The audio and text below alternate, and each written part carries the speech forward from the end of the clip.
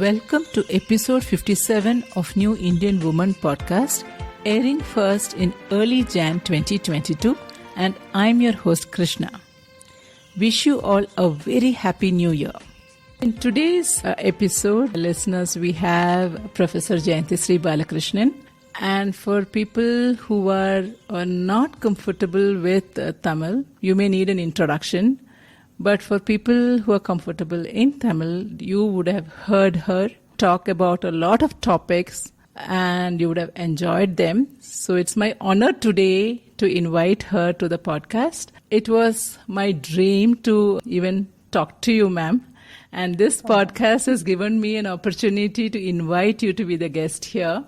I'm so happy that my small efforts to reach to some audience of a small subset of Indian women out there, I'm so happy to be some kind of a small instrument or a bridge in reaching out to this audience.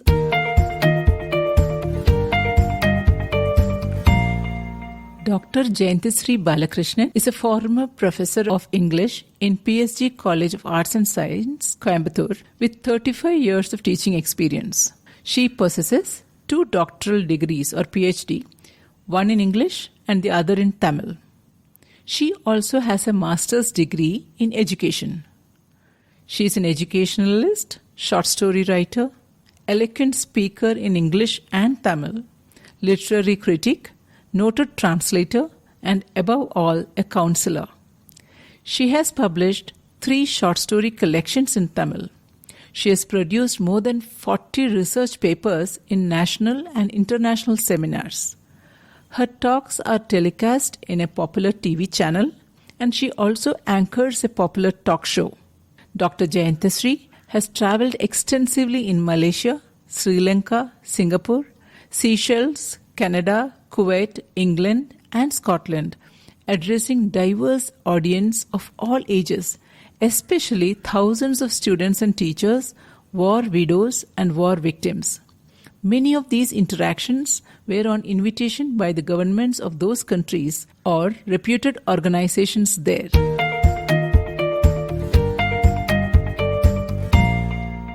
Some people have this power to make you think, make you question many things in life. So those triggers, that is what I'm thankful for. Many things in our life, we just go along. We may do it because that is the most accepted way of doing things or without even thinking. So I have got some triggers and some thought processes based on your interactions or YouTube recordings, etc. that I have watched. Those triggers have helped me. So I'm very happy to welcome you. And in today's episode, what I was thinking is I have so many questions and I don't want to get carried away. And I'm thinking maybe we will structure it in terms of maybe age groups or life stages of a woman. I'm sure there are questions which are common across all age groups, but that's okay. So let us start with maybe the first age group. So before we start, anything you would like to share with the audience before we come into the questions? Thank you ever so much, Krishna. Thank you ever so much. This is my first experience with podcasts, and I'm as delighted and excited as you are. I do not know whether I have got anything to give. I just share. While sharing, I take it from you also, because your questions, had it not been for your questions, certain ideas would have remained in me as ideas. Only when there is a question, these ideas get translated into answers and solutions. True. So I should be extremely thankful for such questions. And thanks a lot to the listeners also. If this conversation is of some help, somewhere, at some point, to someone, I'm eternally thankful. Thank you so much. So let us start. I am looking at the starting age group of young women, maybe 20 to 30 roughly, women who have decided on, based on their education, what career choices, they may be getting into relationships, into marriage or not, but basically the canvas is out there. They are becoming independent, or that intention of becoming independent is there. There is a sense of idealism. All that is there, and they're just starting out. So I'm talking about those women. I meet a lot of women and I'm so happy to see their energy and all that. And any talk with them, any serious conversation about them, we go towards the topic of freedom and their sense of rights and entitlement and all that. And it's nice to hear that. And you feel so happy, okay, when you, especially young girls, when you feel them very confident and all that. But I am not sure. Sometimes I wonder those lines of where entitlement or freedom ends and selfishness begins, or where it is used for the right purposes versus not. All that, those lines are very blurred. Each person, I understand, will have to be clear about those lines. They will have to figure out those lines themselves.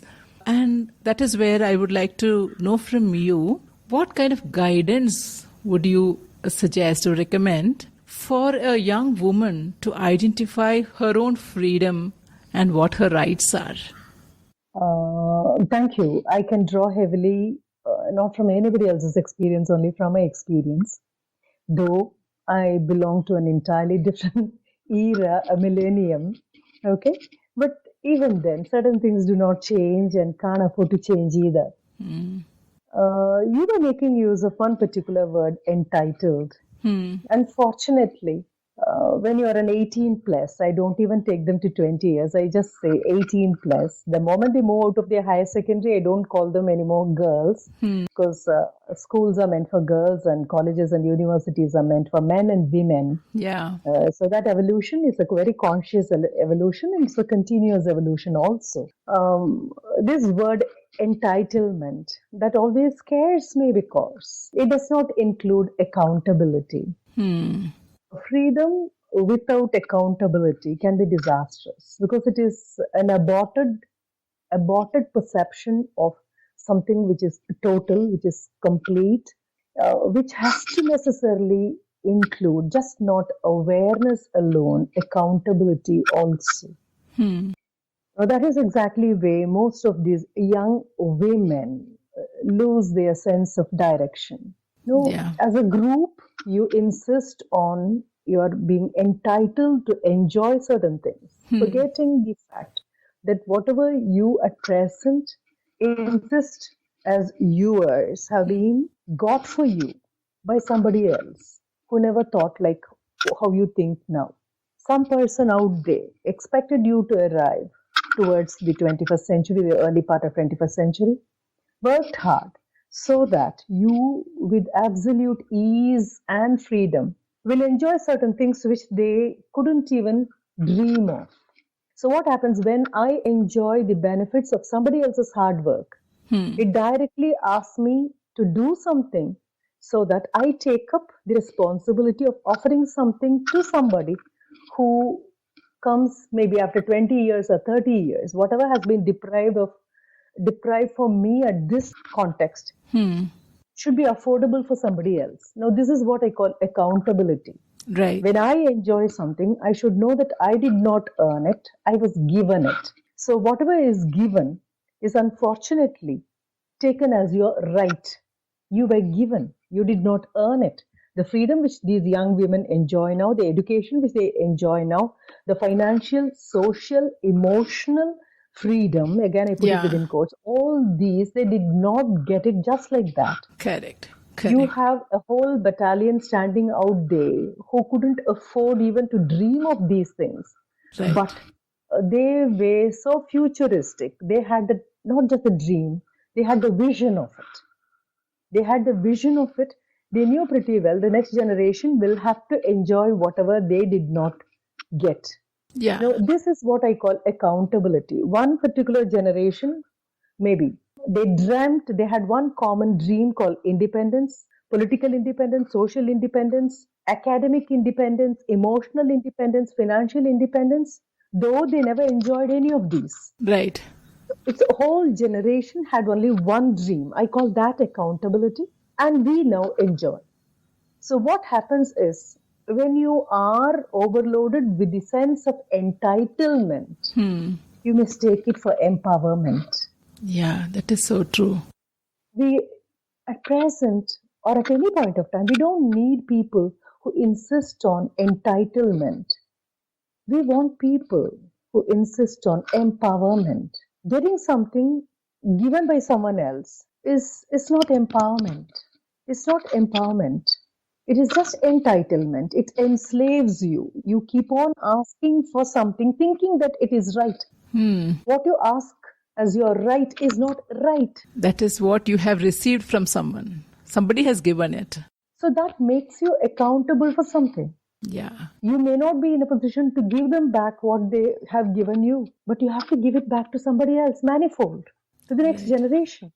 So this kind of a question will not arise after 20 years. So, this I can compare this with when science said atom is indivisible, right?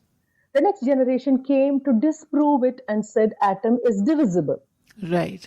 I wouldn't say that one generation spoke of something which was untrue or invalid. At that point of time, whatever they considered valid became invalid when the next generation did not try to disprove, it tried to go beyond that particular point, and automatically the previous position becomes invalid.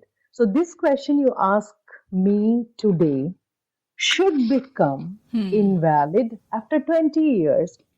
We have to evolve. I believe in metamorphosis, not the physical one, but the intellectual one, the emotional one. If that is not a distant dream, this question should become out of syllabus because it is obsolete. This question has to necessarily become obsolete. That's why I say when children ask, I don't call it freedom, I call it autonomy. Freedom is given by somebody else. Autonomy comes from within. Autonomy includes accountability. So, in realizing the sense of accountability, which is very important for every individual, regardless of the gender, and even more for women, I feel because women are getting exposed to a lot more of opportunities in this era, in India especially. So, hence, this sense of accountability is all the more relevant now than ever. So what could be the first step? I would say this accountability or this awareness is relevant in everything, every single thing. What I wear, what I eat, what decisions I make, my purchasing power, how I walk out, how I travel, how I earn, in every aspect. So what would your input be in terms of what does it mean to be aware of that accountability? Your very thought process changes, Krishna. It is not a 20-year-old thinking of herself. It's a 20-year-old thinking of another 20-year-old who has not received this kind of affordability. Right. When I purchase something, immediately I think, can somebody else afford this elsewhere? For example, a 20-year-old or an 18-year-old here, the educational opportunities that are available for her is certainly not the thing which is available for any country which got its freedom along with us, along with India. Right. Right? Right. See, in 70 years, we have been able to realize so many distant dreams. Right. And the countries which got their freedom along with us, they are nowhere near us. They are nowhere near us. True. Okay, the number of colleges you have here, the parents' willingness to educate their daughters. Right. Gender does not matter. Even economic predicament doesn't matter. Somehow they beg, borrow, do something, get a loan. See to that their children are not deprived of education, especially their girl children are not deprived of education. This is not the predicament elsewhere. So once I know I enjoy something which is totally unaffordable to another person in the very same planet or in the same country or in the same state, my responsibility becomes manifold. So I start becoming a person who is conscious. I start living intensely and immensely every second. True. It's not just an 18-year-old you can't afford. As a 20-year-old or a 21-year-old, age does not matter. I would rather put even a 5-year-old into this. Yeah. A 5-year-old can enjoy certain things. He or she will have to be constantly and continuously aware of a fact that someone else in the very same city cannot afford this. So I become a responsible person. I also become responsive as a person. Right. This is what I mean by accountability. It changes your very thought Thought, process. yeah. So once your thinking changes, your vocabulary changes, the way you articulate, the way you vocalize your thought, that also undergoes tremendous transformation because you're very guarded, you're very conscious, you're spontaneous, you're natural. Nonetheless, you have absolute control over how you articulate the thoughts. Yeah. So these two are very important, and these get translated into your action. Actions, yeah. So a conscious individual lives intensely, immensely. I have seen a 5-year-old behaving in this particular way, being situationally aware. Yeah. I think this is the only way. This is the first step, and this is also the final step. True.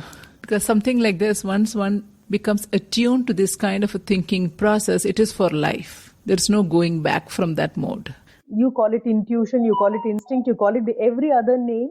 Unfortunately, education has somehow made us insensitive to this innate quality. You open your ears and everything else is audible except the inner voice which keeps on whispering, telling you, you have to be a sensitive person. Sensitivity to everybody else's sensitivity. True. So well put. Okay. Moving on, I wanted to talk about aspirations. Let's say take 2 or 3 decades back, maybe every family or every mother wanted her daughter to stand on her own feet. That was an aspirational element. And I would say that was evident in maybe writings, in media, in advertisements, everything. While growing up, we have seen that being that aspirational quality all around us. In today's world, what do you think should be our aspirations? Especially for the young woman, what should be her aspirations? Repeatedly, I come to the same place. It's almost like a compass. I have one foot grounded and the other one keeps traveling, but I come back to the same thing. Again, let me tell you, aspirations do not change. They just express themselves in a different way. If my mother wanted me to be self-reliant, I choose a word. Self-reliant is just not economic independence. Right. It's more than that. It is rather independent. It's not independent. I should be more consciously dependent on my own self, my skills, my talents, my untapped potentials. I think we move on to the next stage. That is, the present day women should stop. They desire for something. They don't dream of anything. These two are totally different. True. They mistake a desire for a dream. Your child may desire to become a doctor or an engineer or an astronaut or a homemaker, whatever it is. They stop with just the desire stage. Desire doesn't warrant anything. It doesn't require anything. Desire, all it needs is a huge amount of selfishness, a huge amount of narrow-mindedness, of course, dependability, and the word which you use, a sense of entitlement. An aspiration is just not desire. Right. An aspiration is what our teachers once upon a time used to ask us in the composition classes, what is your ambition in life? Such a vague, hold-all term. Right. I would rather call a desire has to be designed, it has to be defined so that it becomes a dream. True. So desire is after all a raw material with all the impurities in it. It's like digging out for gold in an ore with all impurities. The impurities may be more than the real precious metal. You cannot sport it as a jewel immediately. It has to willingly or unwillingly go through a process. If the final form is to be a necklace or an eardrop or a bracelet or whatever it is. Dreams are very precious and dreams are very costly. The children will have to, at present, I call them children because they are deliberately by choice immature. They are knowledgeable, but they are not wise. So I call them immaturity is what I say this a desire. They stop at that place. They do not define it because it demands a lot of patience. True. They do not design it, they don't tailor it, they don't, unfortunately, prune it, tinker it, because these are all very, very painful. Yeah, and also time taking. Time taking, patience with all in capitals. It has to be written in capital letters, put within with quotation, and if you can highlight it also, right? So True. this is a very, very slow evolutionary process, conscious evolution. And the only tool with which you can continue with this process is your education, your Right. conscious, your efforts to educate yourself. I'm not talking about degrees, I'm talking Yeah. about education. Yeah. So again, unfortunately, this is different. Most True. people mistake education. It's not synonym of degree. Yeah. Now, you consciously tinker it, design it, and very slowly you move towards a dream. Dream has got an action plan. Yeah. Dream has a blueprint. And what was aspiration at one point of time, unfortunately, has lost its color and glow. Because you Right. have got it for your daughter. Yeah. Getting a two-wheeler would have been your aspiration. Your daughter never even aspired for it because she knows pretty well she will get one, even Yeah. without her asking. Correct. Right? Correct. It has lost See, its all sheen. Yes. this present generation, parents have become a kind of a departmental store, so that everything is available. Everything, either they become a departmental store or a doormat. So everything is there. Everything is there. The children refuse to look beyond that. You have given them a very comfortable life. You have not given them a good life. We have given them a comfortable life. Yeah. And goodness has got nothing to do with comfort. Our parents aspired for goodness, but one generation has totally lost sight of this goodness and replaced that with comfort. True. And that's why these questions arise. That's Right. why there is a kind of a missing link between the aspiration and the present day sense of entitlement. Yeah. If it been goodness, it would have got automatically inherited by the next generation. Right. At some point of time, we thought goodness is not enough or goodness is not good enough. Yeah. We replaced it with comfort. And that's why our children are desirous of getting something. They don't care where it comes.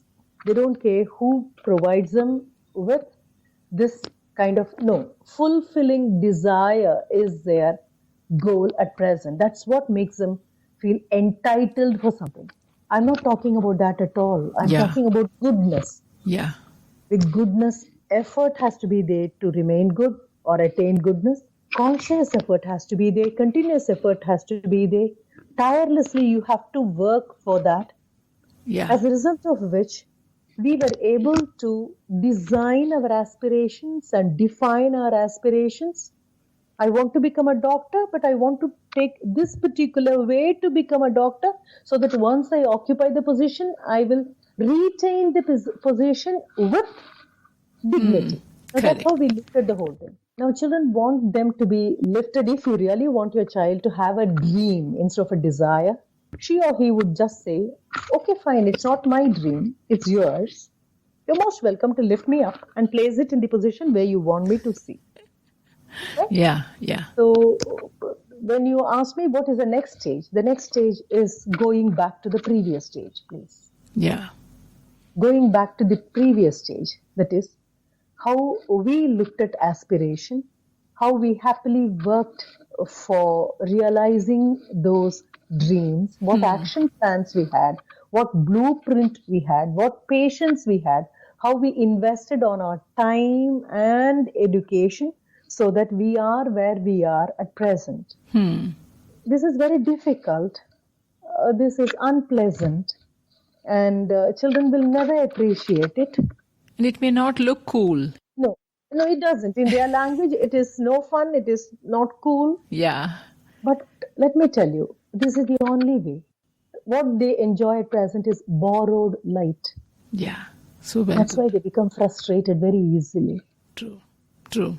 And this aspect about creating the dream, the designing the dream, and the importance of staying grounded with reality. Because we believed that you have to stand on your ground, Your feet should be firmly in the ground and then you look at the stars. If you just think that you will jump off to the stars, yeah, you need to dream to reach the stars, but your feet has to first be there on the ground.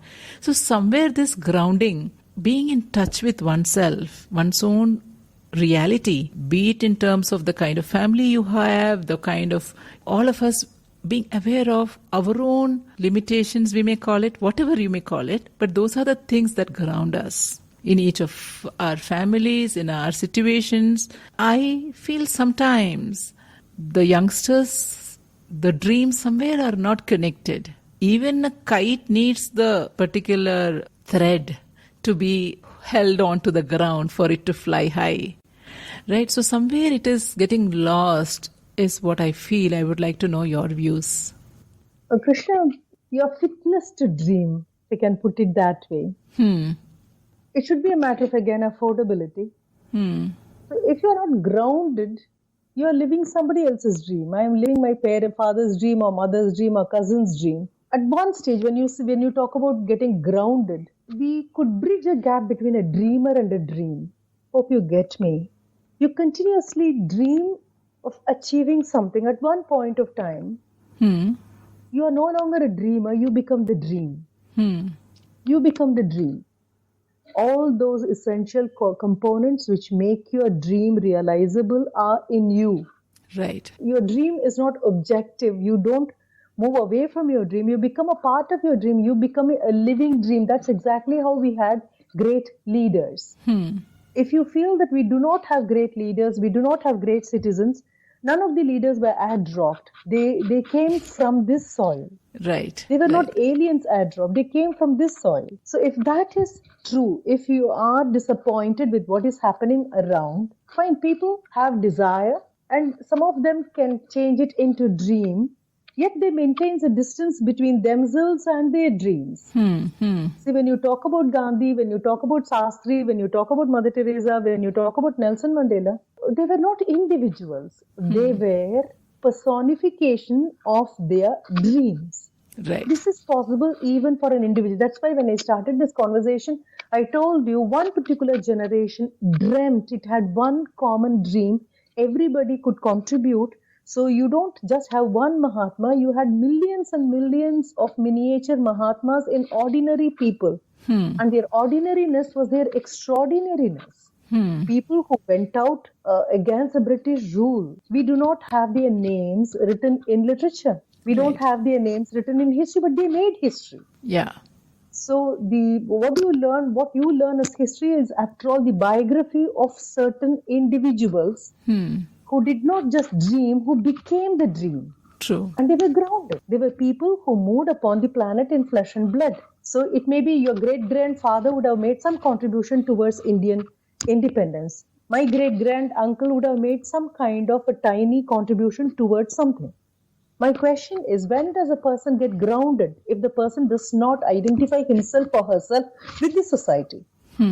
If I don't do it, I don't get grounded at all. I hang in midair. That's why I said I'm desirous of something, and desire does not have any kind of footing anyway. If I have a design for it, I see to that my dream is not different from me. Right. So if I would like to become a doctor, what happens? My empathy is so profound that even before I get the degree, even before I become a medical practitioner, whatever I look at, whatever I feel, whomsoever I think of all these things have those components which make my dream. Right. I have all the qualities. That's what we talk about Florence Nightingale. When we talk about Florence Nightingale, how did anybody detect that quality in her? We have learnt it, I think, in our non-detailed books. It came that how she came upon a wounded dog and started nursing it, and later on discovered that kind of a trait in her and invested on it, and that became her dream. And now we have millions of nurses around the place loaded with empathy even during this pandemic time. Yes. We are indebted to them. So if an individual connects this, if I am grounded, like if your child would like to become an auditor or somebody in future, it's not the degree, it's not the qualification, it's not the education. If the child takes part in budgeting in the family, Yeah. If the child asks you how much do you pay for this and what was the total expenditure last month in running this family and how has it changed this much and what are we to do in reduce this because the income remains constant but the expenditure keeps on increasing, what are we to do? If she insists or if he insists on the whole family sitting down to sort out the problem, address the problem, don't worry, the child has got all the qualities of being productive and proactive in future, contributing towards the social growth. But this Right. is what is missing now. Yeah. Yeah. This is what is missing now. Once upon a time, children had their own specific roles as members of the family, Right. They had responsibilities even as a child. even as a child. If Amma fetches a pot of water, the little one will also take a kuti sombu and go along and bring another pot of water. If Amma is washing the clothing of everyone, the little one will take a handkerchief and it will also start doing something. If Appa is cleaning his cycle, the little one will also clean his tricycle. Right. Right. So there was some specific role, and the parents did not discourage the children from doing it. If the table has to be laid for everybody to sit down and eat, the little ones will go fetch water, at least the glasses, or at least keep the plate. Now what do? We sit right everything and invite our children to come and eat. True. Yeah. So, no, it all goes back to the same thing. It is again the accountability. It is again the sensitivity. It's again taking up responsibility. While you touched upon taking up responsibility at a societal level and having that empathy, having that sensitivity to others' sensitivities, etc., I agree with you, and I always believe it starts at home. Right. Looking at, right, instead of if you're thinking that as a young woman, you think that, okay, I am out here to change the world. First, look at within yourself and around you in your immediate surroundings, right? Yeah, all of a sudden you cannot visualize yourself to be a social reformer. Correct. You would have started with this in your home front. Right. They always say if there is an educated girl in a family, the family will show signals that way. Yeah. It will be visible. Right. And educated as in educated, not in degrees. Again, Yeah. I put it it's not degree. It's not degree. It's True, not degree. true. I'm talking about cultural sophistication. Right. So somewhere that gets lost if one thinks about it, interprets it wrongly with a sense of entitlement. Me not entering the kitchen is my right. Or, there are so many wrong interpretations. I know there are so many women out there, young women doing lots of things out there which are right. We are talking about only the wrong examples here, so that the podcast here is not about a praise journey, but it is more about looking at whether there is scope for correction. Yeah, realistically, whether, for us to understand. So our interpretations of, I aspire to be this, but at home, this is my right. These two do not go well with each other. See, sometimes, sorry for interruption, when people invite me to give a talk on Women's Day, March 8th, I say, I go in for a Maunavratam on that day. I don't talk. I don't articulate my thought for the plain reason. See, I go there, see, you have a shawl, you have a bouquet, you have a memento, and you give a big blah, blah, blah talk, all of high ideals. And I have the Women's Association secretary, president, and all dressed very well, dressed for the occasion. And you come back, and your housemaid wants half a day leave because her child is unwell. You deny her that. Yeah. Fine. But just then you would have come back after having celebrated Women's Day, so to speak. This is what I call entitlement. Yeah. This is what I call, if you're an empowered woman, right? You would have, on the previous day itself, you would have asked her about her child. Yeah. Right? You would have been sensitive to somebody else's sensitivity. Right. And you will not grumble over a half a day off just to take her child to the hospital. Correct. Helping her to take her child to the hospital makes your Women's Day more meaningful than organizing for a talk. I completely agree. The same thought occurred to me when there was recently a lot of articles and in media coverage about period leave, whereas it is true that most of us will expect the household help to come and work even during their days of period. So are we ready to implement? We are expecting change at an organization level, but are we ready to implement it in our own house, one woman to another woman? No, this is, you have two different parameters. Yeah, right? true. That's where your dream gets distanced from your real self. True. If the dreamer and the dream are made of the same material, there will never be a divide. True. That's it. See, for the young women, we talked about a lot of new beginnings at this point, this stage in life, whether it is relationships, marriage, becoming a mother, setting up a new family, becoming part of a new family. A lot of responsibilities at workplace, at home, everything, there's it's the pupa coming out kind of a phase.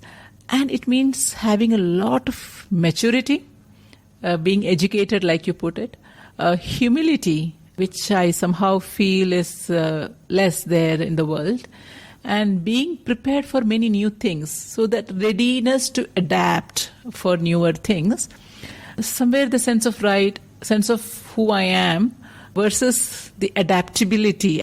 The sense of adaptability is seen as a sign of weakness and those kinds of norms being there. So I get very confused about some of these questions. And what would be your most critical inputs to women to prepare for these stages? When there are so many new things, the pupa is coming out. I'll give you an example. As you are talking about a pupa, a butterfly, a caterpillar, I talk about the previous stage also, though it may not be very pleasant. You have to be a caterpillar to develop into a pupa if you want to emerge as a butterfly. Right? You can't. No, that is an evolution on which you don't have any control at all. That is an unconscious evolution. But Right. education helps you to make it into a conscious evolution when it comes to human beings. My father got me from Kolekal 2 cocoons, right? The silkworm cocoons. And he just asked me to observe it. I put it in my geometry box. We have empty geometry box. That happens to be the only pencil box we could ever get. Right. And I had it in that, and every day I used to open the box and see whether anything happens. After 10 days, I used to keep on rattling it this way to see whether anything is alive.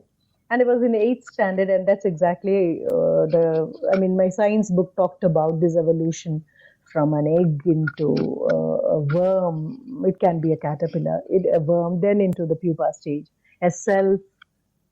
It's a kind of a house arrest, self-imposed house arrest, so that you evolve into it. Now I put all philosophy into it, and I think that it is a time when you incubate to introspect. Then I never knew as a 13-year-old. So at one point of time, I became very curious. I was very concerned. I was rather alarmed then that nothing would come out of it, and maybe they are locked up in. So I have to they need a human hand to help. So I just took the sharp end of the compass and made a small hole for them to come out. They did, of course. From both the cocoons, they did. But they were fat, full with fluid. And, of course, they had a very short innings for life. They never survived it.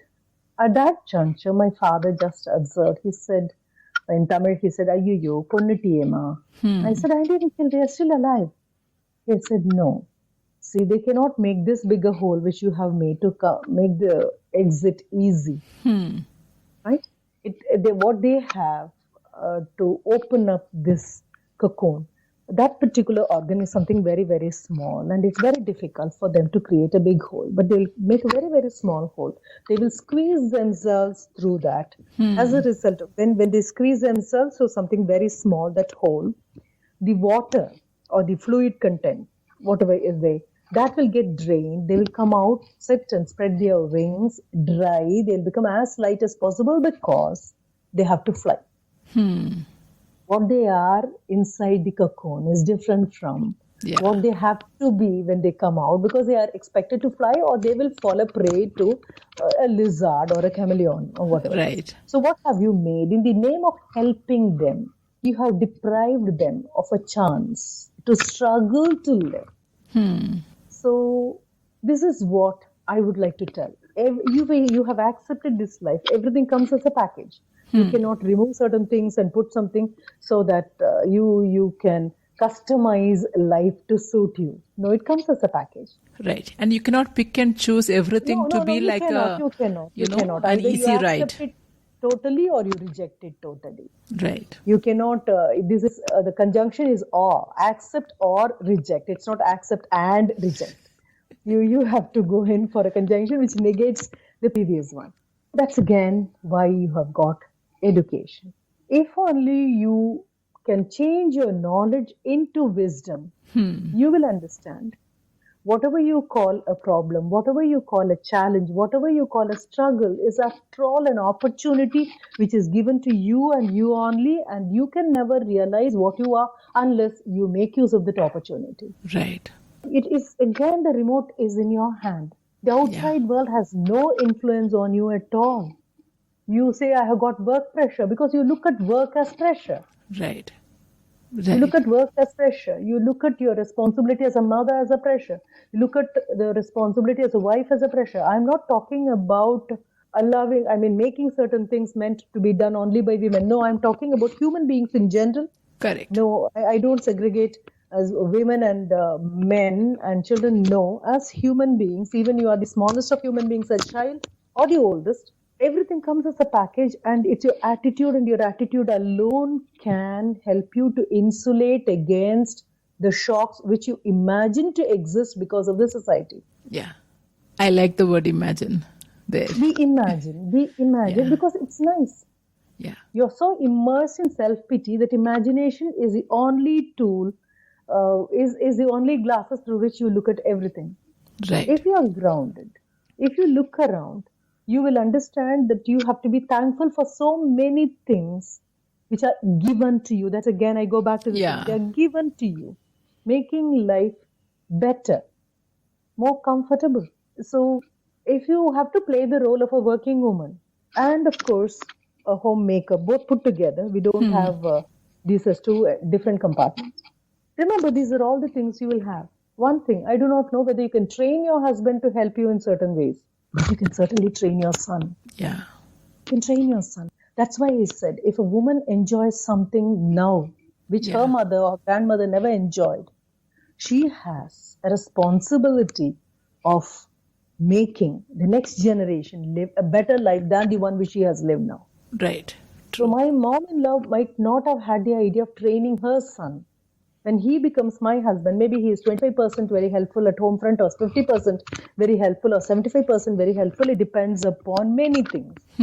But as a woman at present who is enjoying what is given to her by it, how about thinking of the next generation? Yeah. So that will lessen your sense of burden. Right. And it will enhance your sense of enjoying whatever is given as an opportunity. I don't talk about problems. I don't call them challenges. I call them an opportunity. And you'll start looking at yourself. You are a tremendous possibility. You are a huge possibility. If only you can live it that way. Yeah. So your attitude of how the eyes with which, or the perspective with which you look at it has to be examined, and you should be open to examine it from different perspectives. That will be the starting.